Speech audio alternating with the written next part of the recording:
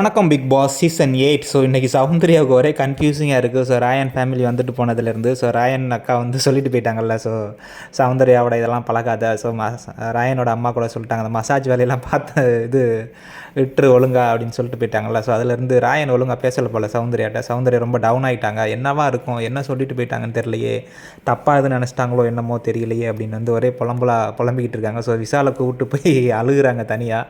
So Vishal வந்து ஆறுதல் சொல்லிகிட்டு இருக்காரு. என்னன்னா அவனுக்கு கொஞ்சம் டைம் எடுத்துக்கிறட்டும். So give him some time அப்படின்னு. ஸோ நீ ஏதாவது தப்பு பண்ணியிருந்தால் ஃபீல் பண்ணு, இல்லைன்னா வந்து நீ ஃபீல் பண்ணாத. ஸோ அவன் வந்து அவனோட பார்வையில் அவங்க அம்மா இல்லைன்னா அவங்க அக்காவோட பார்வையில் வந்து அவனுக்கு வந்து ஒரு அட்வைஸ் கொடுத்துருப்பாங்க, உன்னுடைய கேமை நீ விளையாடு அப்படின்னு வந்து அவங்கள சொல்லியிருப்பாங்க. அதனால் அவன் வந்து கேமை விளையாடுறதுக்காக இந்த ஒரு 3 வீக்ஸ் அவன் வந்து எடுத்துக்கிறலாம் அப்படிங்கிற வாய்ப்பு கூட இருக்குது. ஸோ அவனை விட்டுரு, ஸோ ஃப்ரீ ஆகிட்டு வந்து பேசட்டும் அப்படின்னு வந்து விசால் சொல்லிக்கிட்டு இருக்கான். ஸோ சௌந்தர்யாவுக்கு வந்து இல்லை, எனக்கு என்ன, நான் கூட லவ் காமிச்சேன், அவன் கூட எப்பவுமே காமிப்பான், இந்த தடவை வந்து ஜாக்லின் வந்து சிரிச்சுட்டு அவெல்லாம் தரமாட்டான் அப்படின்னு சொல்லி அனுப்பிச்சிட்டாங்க. எனக்கு ஒரு மாதிரியாக இருந்துச்சு.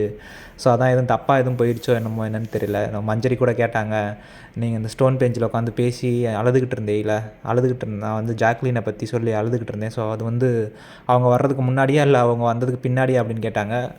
அதை வச்சு கூட எதுவும் இருக்குமோ அப்படின்னு எனக்கு ரொம்ப ஒரு மாதிரியாக இருக்குது, என்னென்னு தெரியல அப்படின்னு வந்து சௌந்தர்யா ஃபீல் பண்ணிகிட்டு இருக்காங்க.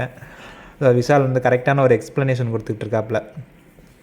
இப்போ வந்து நீ வந்து நம்ம 2 பேரும் ஃப்ரெண்ட்ஸாக இருக்கோம். ஸோ எனக்கு வந்து நீ ஒரு கம்ஃபர்ட் ஜோன் கொடுத்துருக்க. இப்போ உன் மேலே தோளில் கை போட்டு நான் வந்து நிற்கிறேன்னா நீ எனக்கு வந்து என்னை நம்பி என்னை வந்து ஒரு ஃப்ரெண்டாக ஏற்றுக்கிட்டு ஒரு கம்ஃபர்ட் ஜோன் கொடுத்துருக்க. அதை வந்து நான் எப்படி யூஸ் பண்ணிக்கிறேன், நான் எப்படி திங்க் பண்ணுறேன், அதை பொறுத்து தான் இருக்குது.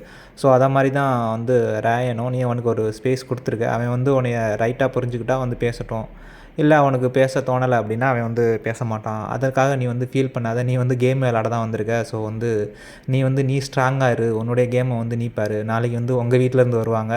ஸோ அவங்க வந்து உனக்கு நிறைய அட்வைஸ் பண்ணுவாங்க. நீ உன் ஃபேமிலியை லவ் பண்ணுற, உன் ஃபேமிலி உனக்கு முக்கியம், எதுக்கு தேவையில்லாதெல்லாம் போட்டு மண்டையில் வந்து குழப்பிக்கிட்டு இருக்க அப்படின்னு வந்து ஒரு க்யூட்டான அட்வைஸ் வந்து கொடுத்துக்கிட்டு இருக்காரு. அது மட்டும் இல்லாமல் எங்கள் வீட்டிலேருந்து வந்தாங்கல்ல, ஸோ அவங்க வந்து நானும் என்னோடய கேர்ள் வேர்ஷன் தான் நீ சௌந்தர்யா அப்படின்னு எங்கள் வீட்டில் கூட சொன்னாங்க பற்றியா, நான் கூட உன்ட்ட சொன்னல. ஸோ எங்கள் வீட்டில் உன்னை வந்து பாசிட்டிவாக சொன்னாங்க. அது வந்து எனக்கு ரொம்ப சந்தோஷமாக இருந்துச்சு. ஸோ நான் வந்து உன்னை எவ்வளோ ஃப்ரெண்டாக நான் வந்து உன்னுடைய பெஸ்ட்டு ஃப்ரெண்டாக உன்னை நினச்சிக்கிட்டு இருக்கேன். நீ வந்து ராயனை நினச்சிக்கிட்டு இருக்கலாம். அப்படி சொல்லும்போது உடனே சௌந்தர்யா நீ என் பெஸ்ட்டு ஃப்ரெண்டு தான்டா அப்படின்னு சொன்னாங்க. ஸோ அது எதுவே க்யூட்டாக தான் இருந்தது. ஸோ விசால் வந்து சௌந்தர்யாவை அந்த லோன்லினஸ்லேருந்து கூப்பிட்ட விதம் நல்லா இருந்துச்சு. பரவாயில்ல, ரொம்ப டவுனாக இருக்காங்க அப்படின்னு சொல்லி சௌந்தர்யாவும் விசால்கிட்ட கூப்பிட்டு பேசுனது பயங்கரமாக இருந்துச்சு. ஸோ பார்க்கலாம் சௌந்தர்யா கம்பேக் தருவாங்களா என்னென்னு.